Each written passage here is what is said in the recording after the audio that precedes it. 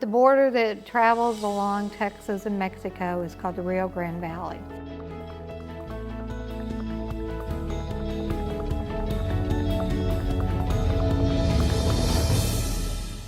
Along the valley, you may not see a lot of humans, but you see a lot of dogs. And in between these, desolate areas are small cities.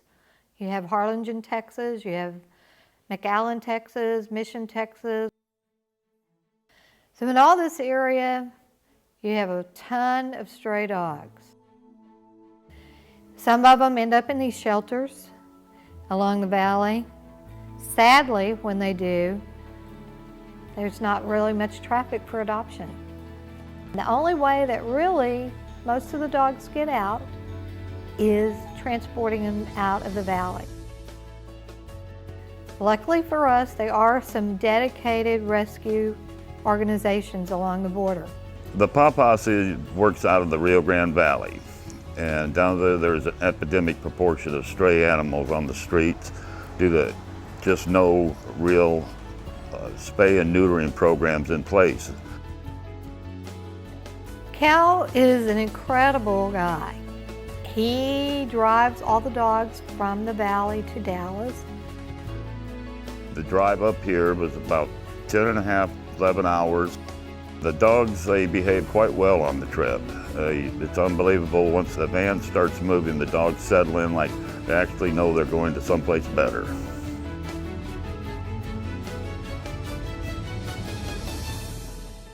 They unload them at Boykin Kennels, and we'll have anywhere from 20 to 40 dogs. We have 25 on board right now. These dogs were collected from several of the kill shelters down there, Brownsville, Harlingen, and McAllen.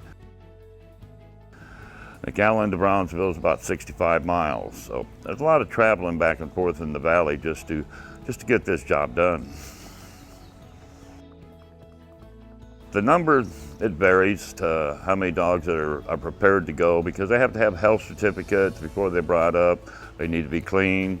They're bathed just prior to being put on the truck. I've known Tawana Couch for about 20 years through her rescue and taking care of her animals. What she does is when she brings the dogs to me, I put them in my kennel, I take care of them, whether it's medication or socializing them, training to walk them on a lead, so they get ready to go up north wherever Tawana decides to fly them at. It needed to be done. It saves lives. I mean, it saves these animals' lives. Otherwise, they will be euthanized. And they're just beautiful. They're beautiful animals. And if they can go up north and make a whole batch of kids happy, that's great. So now, the job is to get them to the place that's going to give them the TLC love that they need. And being a flight attendant for Southwest Airlines and getting to travel, all around, I just thought traveling the dog sounds good. I did research in looking for shelters that are able to have space and adopt these dogs that otherwise would not make it here in the state of Texas. I was able to find Animal Rescue Fund of the Hamptons. They are a shelter located in the Hamptons in New York on 22 acres of land, and they're able to take them and find them beautiful gray homes. Southwest Airlines, they do not transport dogs in the cargo area, but they help us with transporting the crates to come back to us so that we can reuse them and utilize them again and again, and they do all that free of charge for us. In order to get all these dogs ready for transport on a plane, each one gets their crate, and it has to be, of course, fit the right size for them. And it's a lot of work. I mean, these crates come back to us unassembled, and we have to reassemble. So we're talking hours of work. Carol at Boykin Kennels, she has a job to do to get them organized in her facility. Once the dogs are here, then I go to our house and I pick up the crates. We bring them in here. I put my name tags on the crates as far as the kind of dog, male or female, what kind of dog is. And then on these orange tapes, I also do the same thing. So when they get to the airport, they know exactly what dog is in what crate. They have food bowls, water bowls, in case they get stuck somewhere or something, or there's a delay. I mean, these animals are well taken care of. That being said, it's quite a task to get people to pick up dogs the day before, take them to their house, and then be at the airport at 4:30 in the morning. So you got to have some very dedicated volunteers, and we're lucky we have that.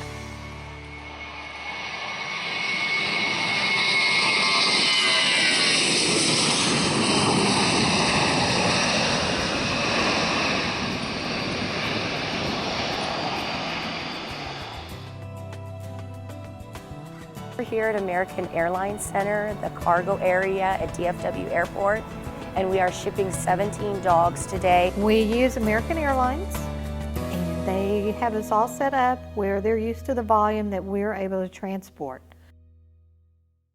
We take anywhere from 15 to 25 dogs a week. So it is a busy, busy operation. I just drive to the Dallas kennels, pick up the animals, bring them home, feed them, let them play, let them get a little exercise in the house, and we all go back in our kennels for the night. In the morning, I get up like 3:30 in the morning and get them here by 4 o'clock, between 4 o'clock and 4:30 in the morning. And then I go home and go back to bed for a little while. The volunteers and I, we are passionate about saving animals, and so we will do things that other people might call crazy, all in the effort of saving lives. And once at the airport, we have to tie them down. We use zip ties and things to make sure the crates and the cages are tightly secure. The airport scans them. Because of the flights, they have to be checked in. There's paperwork that has to be done. We have to weigh all of them, and they have to be ready to go. It's a lot of work, and it's a lot of care taken into these animals to get them to these places. I just felt called to help her, and it was something I could do. I can get up at 4 in the morning and bring dogs to the cargo area to be shipped. My husband gets up at 4 o'clock anyway, and I don't have to miss any work.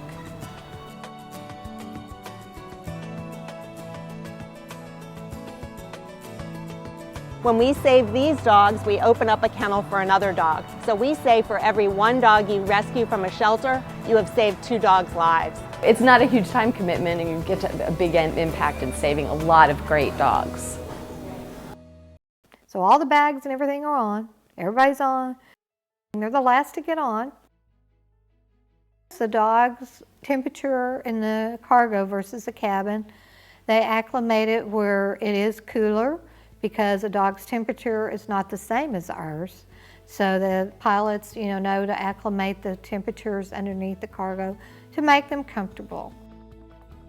It's early morning that gets us there, and that way, by the time they get to their destination, being that they all are flying up north, the time difference is an hour later.